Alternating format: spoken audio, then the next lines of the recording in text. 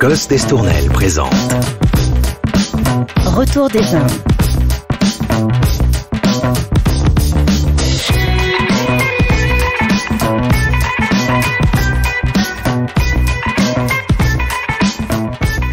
Le jeu de piste organisé par Julien à Cos d'Estournel a certes fait voyager Camille.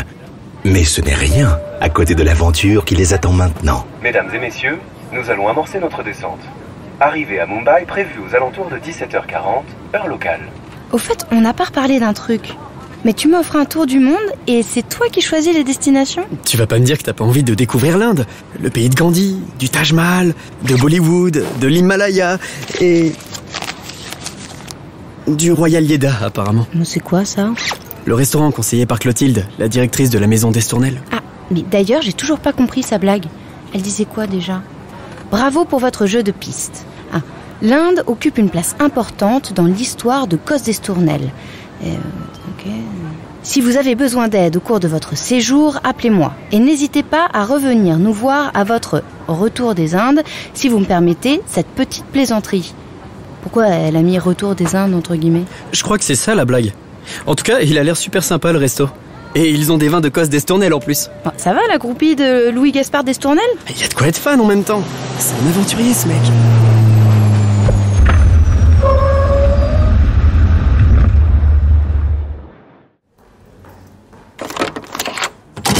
L'hôtel a l'air super. Et la vue est folle.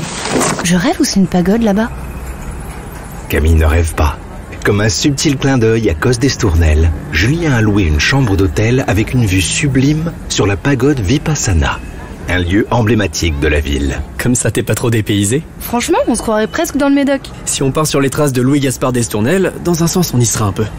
Ça veut dire quoi, partir sur ces traces? T'inquiète pas, on va commencer par aller au resto. Tout a l'air bon. C'est clair. C'est la carte des vins, ça, Julien. Regarde les plats aussi. Mais oui, c'est ça. Hein? La blague sur le retour des Indes, ça a un rapport avec le vin. Louis Gaspard d'Estournel, en fait, il en envoyait ici par bateau. Ça devait être une belle galère à l'époque. C'était un pionnier, lui. Ouais, un vrai visionnaire. Il avait une imagination de dingue pour faire connaître ses vins. Et quel rapport avec le retour? Justement, si j'ai bien compris, il y avait des bouteilles qui revenaient. Pourquoi faire? Bon, ça, je sais pas. T'es un groupie en carton, en fait. Excusez-moi, êtes-vous bien en train de parler de Louis Gaspard d'Estournel? Vous aussi, vous êtes un fan? Pas vraiment. Enfin, il y a de quoi l'admirer. Mais ce n'est pas pour cette raison que je me suis permis de vous aborder. Je m'appelle Nicholas Forbes. Je suis le descendant du fondateur de Forbes & Company. Et là, vous allez me dire que votre compagnie transportait des vins de Cos d'Estournel, c'est ça? Exactement. Ma famille dirigeait Forbes & Company, qui acheminait ses vins dans les années 1830 jusqu'en Inde. Non, je vous crois pas. L'histoire de Cos d'Estournel dans ma famille, elle se transmet de génération en génération. Il avait l'âme d'un pionnier, Louis Gaspard d'Estournel. Pionnier, qu'est-ce que je te disais? Ce qu'il souhaitait, c'était faire rayonner les vins de Cos d'Estournel dans le monde entier. Et les vins qu'il rapportait en France, c'était quoi? Ça, c'est un cas un peu particulier. Il s'était rendu compte que les vins qui faisaient l'aller-retour étaient meilleurs, qu'ils étaient plus complexes, plus subtils. Et du coup, il a rapatrié toutes les bouteilles? Non, il a créé un vin spécial. Retour des Indes. Ça a déclenché un phénomène de mode. Tout le monde voulait faire des longs voyages en bateau à son vin. Ok, c'est le premier influenceur viticole. Je crois que je sais quel vin on va goûter ce soir. Désolé, mais vous ne risquez pas d'en trouver ici. Ce vin est devenu rarissime. Je sais de quoi je parle. J'ai essayé d'acheter une bouteille à une vente aux enchères, mais j'ai été devancé. Par qui? Par Karam Gupta, l'héritier d'un Maharaja. Autant vous dire que je ne faisais pas le poids. Je crois que chez lui aussi, on connaît bien l'histoire de Louis Gaspard, parce que son ancêtre collectionnait ses vins. Par contre, ici, au restaurant, ils ont un excellent Cos d'Estournel 2005 à la carte. Je suis certain qu'il vous plaira. Tu le trouves comment? Moi, si je devais résumer ma pensée, je dirais qu'il est complexe et il est subtil. Attends, je vais essayer d'être sérieux. Je trouve qu'il a des arômes puissants et en même temps il est doux, presque velouté. Je sais pas ce que t'en penses, mais si ça, c'est juste un vin expédié vers l'Inde, ceux qui en revenaient, ils devaient être incroyables. En sortant du restaurant, les deux amoureux se baladent dans les rues de la ville. Un musée à ciel ouvert, où règne la couleur. Ça va m'obséder cette histoire de retour des Indes. J'ai trop envie d'en goûter maintenant. Même voir une bouteille, en vrai, je serais content. Ce matin, tu savais même pas que ça existait, et là t'en parles comme si c'était la femme de ta vie. Je te jure, je vais commencer à être jalouse. Non, mais ce serait comme de voir une petite part de l'histoire franco-indienne. Un monument qui fait la taille d'une bouteille et qui date de l'époque de Victor Hugo, d'Abraham Lincoln. Ouais, dit comme ça, c'est intéressant. Mais bon, t'as pas le numéro de Karam, et moi non plus. Donc on va pas aller loin. Nous, on l'a pas. Mais on a le numéro de quelqu'un qui aura peut-être le numéro de quelqu'un qui aura lui aussi le numéro de... Bref, tu m'as compris. J'envoie un texto à Clotilde. Et maintenant, on attend. Déjà ? Elle a dit quoi ? Qu'elle a pas le numéro de Karam. Mais qu'elle a celui de Deepali, son assistante personnelle. Mais non, tu te moques de moi. Je l'appelle ? Bah à ton avis. Je mets le haut-parleur. Elle va jamais répondre. Allô ? Deepali ? Oui, qui est-ce ? Bonjour Deepali, je m'appelle Camille. Avec mon conjoint, on est de passage en Inde parce on s'intéresse à l'histoire de Louis-Gaspard d'Estournel et Clotilde, la directrice de la maison d'Estournel, nous a donné votre numéro. Ah oui, bien sûr. Qu'est-ce que je peux faire pour vous ? On aimerait beaucoup rencontrer Karam.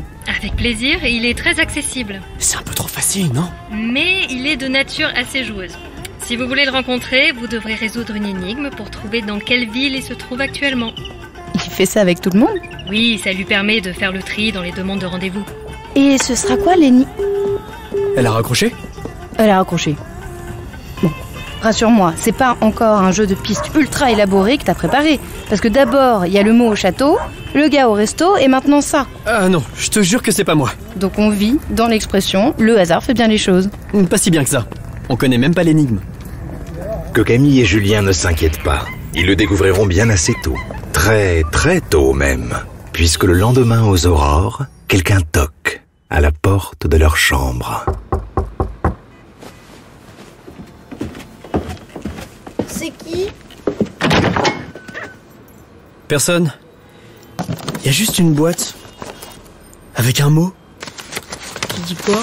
Rendez-vous à 13h, là où les gardiens de Cos d'Estournel ont dû apprendre à nager. Les gardiens, mais c'est facile. C'est les éléphants, ceux qu'on avait vus au château, tu te rappelles ? Et pourquoi ils auraient appris à nager ? Parce qu'ils habitent au bord de la mer ? La ville de Mumbai est au bord de la mer. Bah je sais pas, sur une île alors ? Bon, il est trop tôt pour que je réfléchisse là. Il y a un truc qui s'appelle l'île d'Elephanta, pas très loin.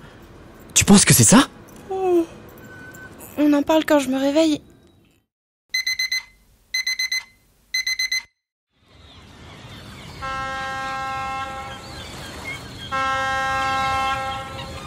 Alors, il est où ce Karam ? Je vais essayer d'appeler Deepali. Ça vient d'où le bruit ? D'ici. Deepali ? Enchanté. Bonjour Deepali. Et Karam ? Ah, pour voir Karam, il faut résoudre la deuxième partie de l'énigme. Ah, il y a autre chose ? Ça aurait été un peu trop facile, non ? Tenez. Je vais me promener. Faites-moi signe quand vous aurez trouvé. Ou abandonné. Point cardinal de l'Inde, sans être totalement à l'ouest, j'ai pourtant perdu le nord. Ce qui ne m'empêche pas d'occuper une place capitale dans le pays, ainsi que dans la vie de Louis-Gaspard d'Estournel. Je crois que j'ai la réponse.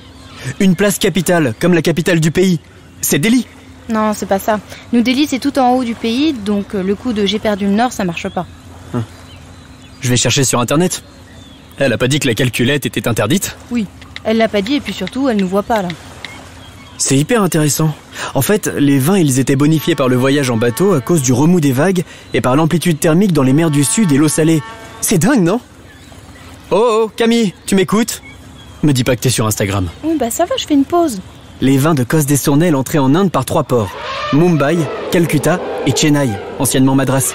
Merci le forum des passionnés d'histoire de la marine marchande. Il y a vraiment des geeks pour tout et n'importe quoi, c'est fou. Ouais, mais ça nous aide pas.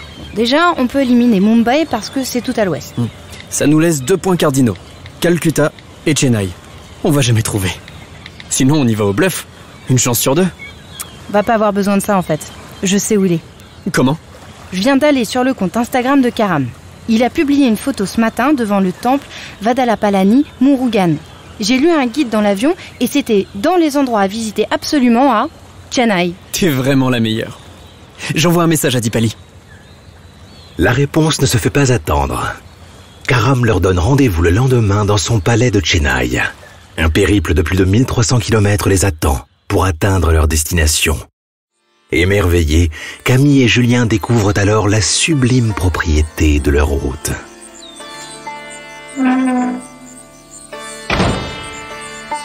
Waouh, c'est du délire. C'est incroyable d'avoir un pied-à-terre comme ça. Bonjour mademoiselle. Pas un, deux. J'ai également une modeste demeure à New Delhi. Camille et Julien, je présume ? Bienvenue chez moi. Venez, je vous en prie. D'abord, félicitations. Vous êtes arrivés jusque-là, ce n'est pas le cas de tout le monde. Dipali m'a dit que vous souhaitiez me voir pour une raison très précise ? Oui. Il paraît que vous possédez un millésime de retour des Indes dans votre cave ? Non. C'est-à-dire non. Pas un, deux. Et j'ignore s'il en subsiste ailleurs. Amrit, apportez-moi le retour des Indes 1831, s'il vous plaît. J'arrive pas à croire que j'ai ça sous les yeux. Un monument qui fait la taille d'une bouteille. Vous voulez le goûter ? Non. Quand même pas. Je suis très sérieux. Par contre, vous vous en doutez, il y a une condition. Une énigme ? Non. Pas une, deux. Oh. On n'est pas à ça près, hein, de toute façon. Julien, on commence avec vous ? Allez. Avec quoi Louis Gaspard d'Estournel bouchait-il jadis certaines de ses bouteilles ?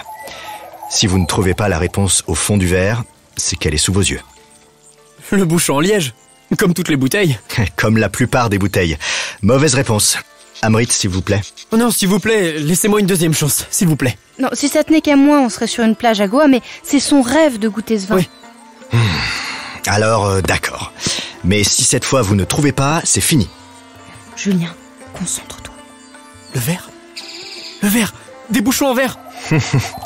Oui, bonne réponse, bravo. Oh là là, comment t'as trouvé ? Je sais pas, j'ai regardé la carafe sur la table, c'était littéralement sous nos yeux. J'adore ce jeu. Bravo. Pour l'anecdote, Louis Gaspard d'Estournel faisait voyager ses vins en bouteilles. Or, à cette époque, on avait plutôt tendance à les mettre dans des barriques. Mais bon, trêve d'histoire, passons à l'autre énigme. La première n'était qu'un petit échauffement. Camille, vous êtes prête ? On verra bien. Alors, insaisissable et suspendu. On me trouve aussi bien dans une cuisine que dans une usine, sur rail que sur mer. C'est un peu à cause de moi que s'est achevée l'épopée Retour des Indes. On fait cuire des trucs dans une cuisine, et puis dans une usine on fabrique. Et puis un train ça roule. Ok, je comprends pas. Si, les cheminées des usines, la fumée des locomotives, les bateaux à voile, les bateaux... Attendez, je crois que je sais. C'est la vapeur. C'est les bateaux à vapeur. Oui, tout à fait. Et pourquoi ont-ils mis fin à Retour des Indes, à votre avis ? Ça raccourcissait les trajets, du coup le vin avait pas le même goût ? C'est à peu près ça. En fait, le trajet en bateau avait cet effet si particulier sur le vin grâce au roulis qui accélérait sa bonification. Néanmoins, avec l'arrivée des bateaux à vapeur, c'est devenu impossible. Bon, que diriez-vous de passer à la dégustation ?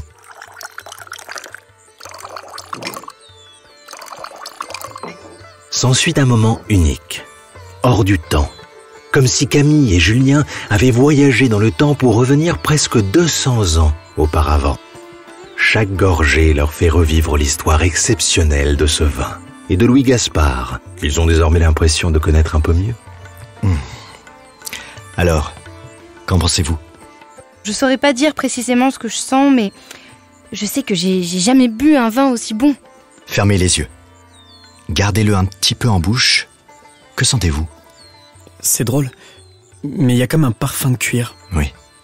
Je sens les épices, et puis il y a autre chose. Un peu comme les cigares. Ouais, c'est ça, du tabac. Le vin est toujours très intense, mais ce qui me touche, c'est sa douceur. On dirait du velours. Honnêtement, j'ai une cave remplie de grands vins, mais celui-là, il est vraiment unique. Et il y en a un autre que j'aimerais goûter. Ah oui ? Un Cos d'Estournel qui date de 1947, l'année de l'indépendance de l'Inde. C'est un des rares millésimes qui manque à ma collection. Et vous savez où le trouver ? Vous avez l'air de savoir arriver à vos fins. Qu'avez-vous prévu ces prochains jours ?